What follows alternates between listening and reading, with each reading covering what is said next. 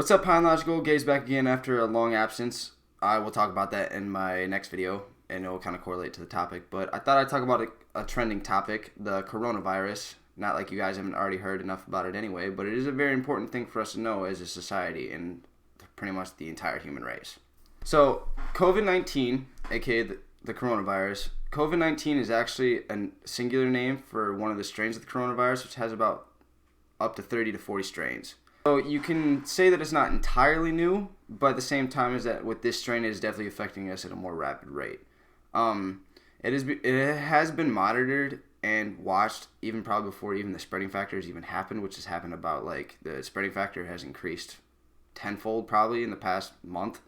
But they have been watching it and monitoring it actually since like November and even probably the beginning of January. So there's even scientists that already knew that this is actually was going to happen. But you can usually find most of the coronavirus actually in a lot of stuff that we come in contact per day, and it actually has been speculated is found in animals, and they're also speculating that as what happened in China just because that they have certain illegal food markets and just because that they can't stop eating anything that they deem edible. It's whatever, but at the same time is that you would think that they would at least take precautions at least of what may or may not carry diseases, but when you're pretty much eating anything to survive, what can you expect? Death rate is about 2-3%, so it's not entirely high, but at the same time is that for how fast this is spreading is that you can definitely expect it to probably even evolve more than what it already has. From what I know anyway, cells or specific bacteria and viruses, they evolve quite fast, a lot faster than we as humans or any other animal does.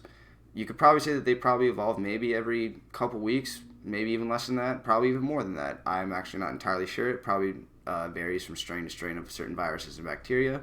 But yeah, you can probably expect it to not be the same as it was last week or even the beginning of January. So that's why we're definitely taking precautions now to stop it, just because that we do not want that to happen to where it ends up becoming a bigger factor.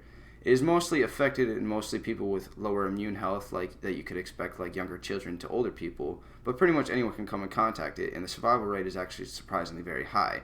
But as I said, when it comes to poor immune health, and especially when it comes to older people, they are more easily to get sick, and so then that's why you can expect that death rate to probably go to maybe towards more towards them. And they have, for what I've read anyway, they have stated that it is mostly just a lot of older people that have died so far. So you could, but and especially with how we are as the United States, is that we are a very obese country too, and so that also does apply to the lower immune health. So you can really expect that diet does kind of make a change about this, just because that eating at least a little bit healthier would at least help you fend off a lot of stuff. And especially when it comes to taking supplements like vitamin C or anything like that, you're definitely going to want to be taking that earlier before you get sick, to so your body can start fighting it off. Because, no brainer that if you don't take anything like that, it's going to be way easier for you to come in contact and get sick. And the coronavirus has about a contagion factor of about 2.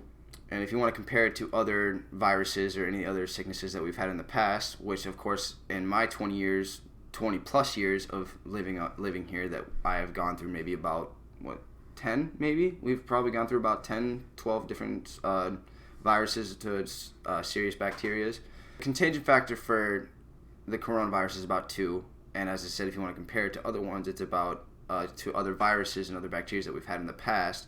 SARS is about a 4 and measles was an 18.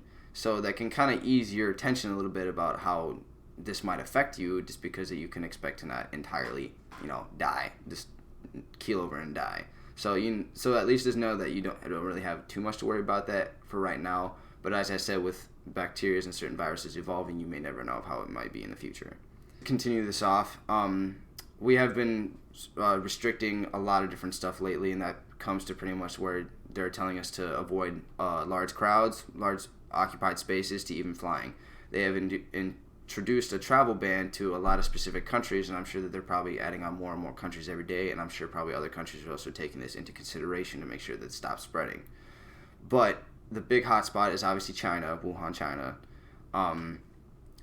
And then Italy is also a very big hotspot right now too, because if I remember right, a lot of people have been traveling from China to other different places, and that's why it has been spreading really fast. And especially with also the decline of airline price tickets, that kind of seems to make people seem it's okay just to go travel. I mean, it's up to you if you get sick, but if they advise you to not travel, it'd probably be a good idea not to travel. But I'm sure when it comes to staying at least in your home country, I'm sure it's probably not as bad, but that's still something that you need to consider if you do go anywhere. Now, so me personally, the sickness is not really what makes this really scary for me. I don't really like getting sick, so I mean, I'm already kind of like a minor clean freak anyway, staying on top of my health and making sure that my house is clean. But the fear factor is really, really bad right now. We have mass panic throughout the entire country/globe just because that media has not been taking extra precautions and making sure that people aren't freaking out, but with the misleading information, that doesn't really seem to help people not panic. And especially since apparently people are just okay with just buying 40 packages of toilet paper. I'm not saying that you shouldn't be prepared, and I know a couple of doomsday preppers and just preppers in general, so that I'm not saying that you shouldn't prepare, but at the same time is that isn't really something that you should be consistently doing, just because that also limits to what other people can get too, especially if older people are more prone of getting sick and they don't have any supplies to buy. Then how can you expect them to really make sure that they can maintain the virus? And that's kind of just the big thing that's really irritating me right now, is just because that puts us all in more of an impact of possibly getting sick and making sure that we don't have enough supplies if it becomes a point to where we possibly have isolation. And that's, I feel, is another big factor too of just mass panic, is just because that people are thinking that we're going to go into some sort of apocalypse, or we're to the point to where we're going to have to be all locked in our homes for a couple weeks to possibly a month or so. And I can say that I could probably see why they would do that, just because that if you isolate everyone, it's going to stop it from containing. But at the same time is that I don't really trust people how they act anyway, just because if you're isolating them in a point to where so long to where they can't do anything but just be in their own home, people are kind of go a little cabin fever crazy, just a little bit. So that's why I can expect people to react irrationally, just because that how else are they going to react if they were underprepared, if they didn't go to the store, if they weren't able to buy stuff from the store, and just because that mass panic when it comes to this stuff usually might lead to riots and looting and so on and so forth. So when it comes to mass panic, it's definitely not something that we're taking very lightly. And as I said, with media kind of just being everywhere about false information to what you should be worried and not worried about, it's not really helping people right now. And the other big thing that kind of is also really being impacted on us right now, not just because of people getting sick, but just how our economy. With mass bulk buying, as I said, not a lot of people are being able to buy certain supplies, but at the same time is that with specific trading embargoes that we can't get because a lot of our products come from China, we're not able to restock right away, just because we got to make sure we can get it through another source that is possibly not contaminated. And with the stock market has been going up and down, if you guys may not have already known that, just because that people are having to stop trading just because that we can't trade with specific people that are cutting off their supplies. And so then that is a big thing too, is that when it comes to mass bulk spending, how do you really know if what you have bought all your supplies for are really going to be worth it if we do possibly move past this, but we move into another recession, just because that our entire market is just down to the floor right now. It has gone up, and I want to say thanks to them adding the federal currency adding into the stock market. But at the same time is that it's not really something that is entirely, justified, I'd say. As I said again, yes, the fear factor is probably the biggest thing that really scares me. So, and I would like to know what you guys would definitely think about that. Please drop me your opinions down in the comments section. But to kind of just finish this off, not start it off, I already started, what am I talking about? But to finish it off, it just comes to the straight basics of what you should already know. Wash your dang hands. It's not that hard. I understand that some personal hygiene isn't really the best for some specific people, but at the same time is that it is definitely something that is going to stop us from being able to have this keep spreading more and more. So yes, make sure you're definitely washing your hands, because that is the one thing that is definitely known to destroy a virus. And as I said before, diet is definitely a big thing, and specific supplement usage and vitamin usage is something that you really want to start off before you get sick, not when you're already sick.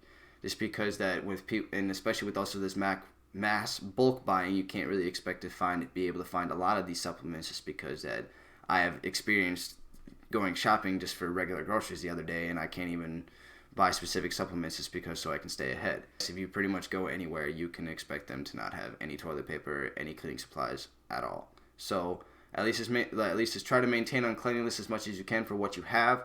But if you at least can find anything, make sure you grab it. And then also, just with basics of washing your hands, don't sneeze, don't cough on anybody. Cough in your shirt and your elbow. Try not to give people handshakes or high fives. Just do the shaka. 100% disease proof. You can't. How easy is that? But otherwise, pretty much anyway, it just comes to a point to where just don't panic. Do your research. Know what you're going up against. Just know the different factors of what you might be doing, how it might be affecting other things.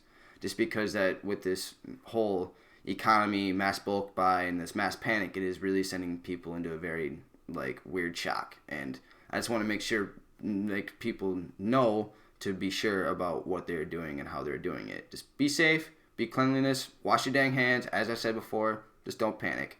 Otherwise, like, comment, subscribe, share. Please let me know your thoughts down below. I know some of you got me on social media, so please don't be hesitant to correct something that I might have said, or just at least correct it on the comment section. I'm not really going to be butthurt if you correct me, just because I would like to know, just so that other people know. Otherwise, I hope you guys have a great day.